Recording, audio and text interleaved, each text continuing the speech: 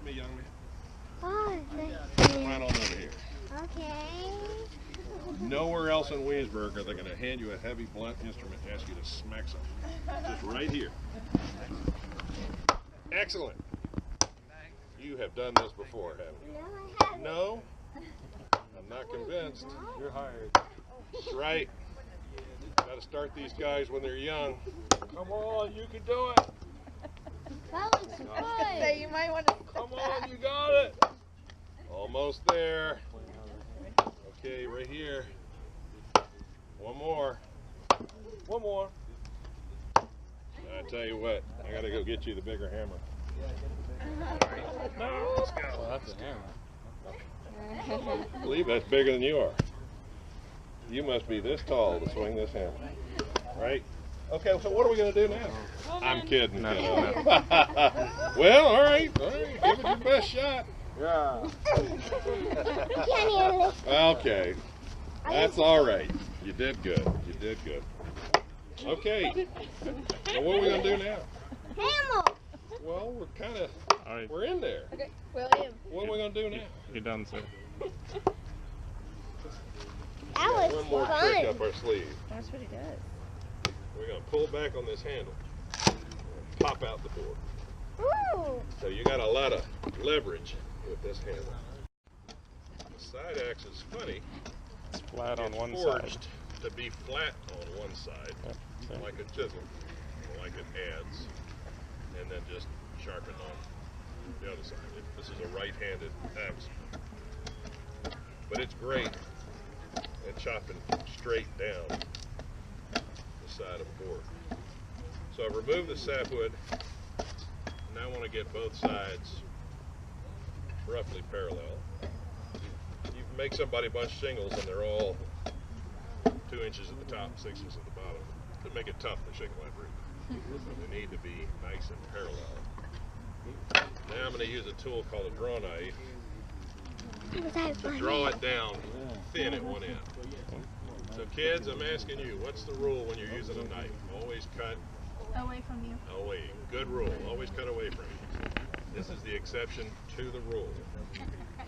Pull it toward yourself when you're making things like an axe handle or a peg for a timber frame or a shingle. You know, there are lots of uses for a draw knife. But the good news is you got both hands firmly onto two handles. So it's hard to cut yourself with a draw knife unless you pull back too far. Well, how am I going to hold the work?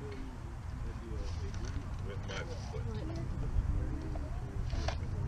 So for every draw bench or every draw knife, you need a draw bench to hold the work steady. Or you see, we built something special to hold the pole called a sawbuck. Free your hands up to use a draw.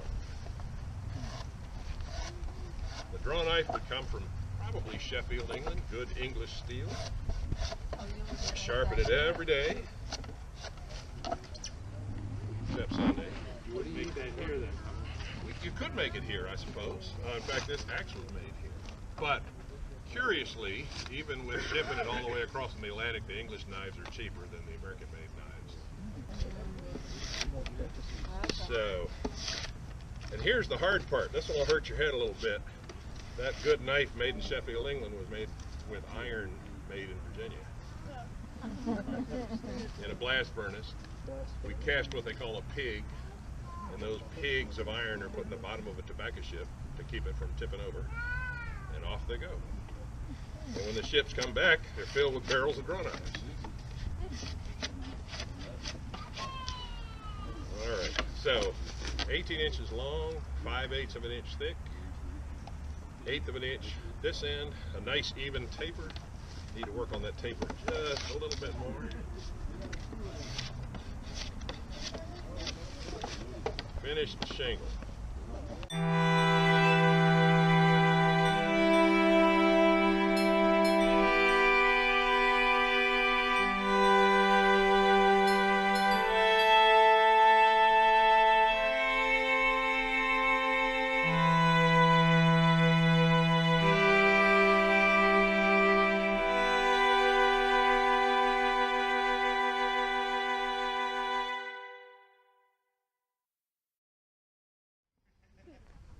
Is it on camera, Dad? Yes? Why? I have a joke. You have a joke? I wonder if kids are going to pop out of there. Cabbage Patch Kids.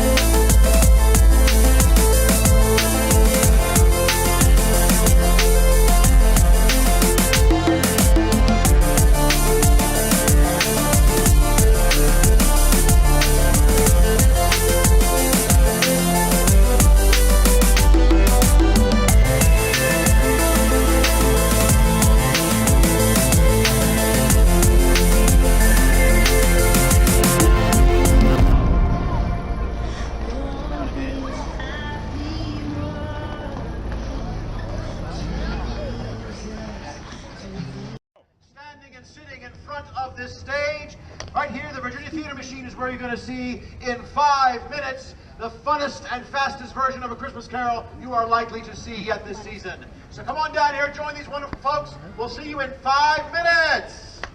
Woo! A Christmas Carol by Charles Dickens. Marley was dead to begin with. Scrooge and he had been business partners. Scrooge was his sole executive. That was fast, Bob. Excellent. Drinking characters highly inefficient. Sorry. And amateurs. Excuse me. Cost analysis 5 billion nanoseconds. What was that? A biofeedback prompter has been installed in your underwear. It will be used to help encourage you to maximize efficiency in your performance. Consider it an actor's motivational tool, Grandmaster Thespian. So, home at last. Now, this next section of the story is a somewhat lengthy one, in which Scrooge usually sees visions of his old dead partner, Marley, in the door knocker, and strange, chill winds raise the hairs on the back of Scrooge's neck. Now, this is all mere exposition to help heighten the haunted atmosphere. So, I have decided to condense it all for you into one brief yet poignant moment of Scrooge's fear and skepticism. Fear and skepticism. Here we go.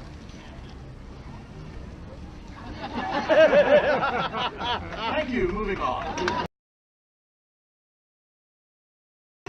I'm as happy as an angel, but as merry as a schoolboy. Merry Christmas and Happy New Year to all the world. Hello! All right, William and William's mom, right down here. Here we go. Now you're going to have, actually, turkey has the first line, all right, but we've got to get the turkey out here first. Very fresh out of the oven. Very good. She is the turkey. Right? Lovely, lovely.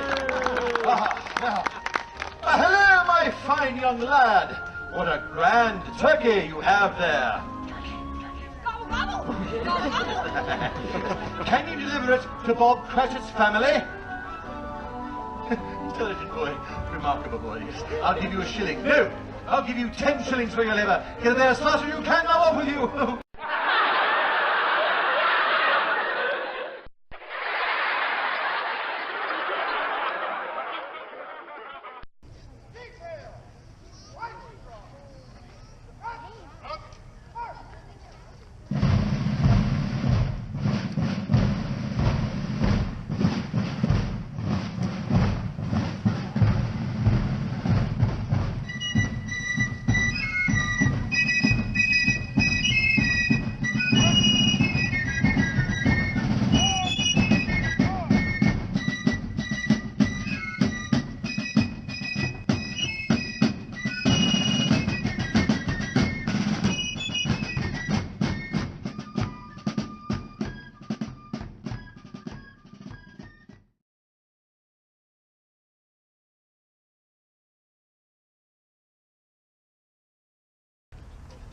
there's the potential single. We got a little problem here with that knot. You did a good job. You did an excellent job. Can't you untie it?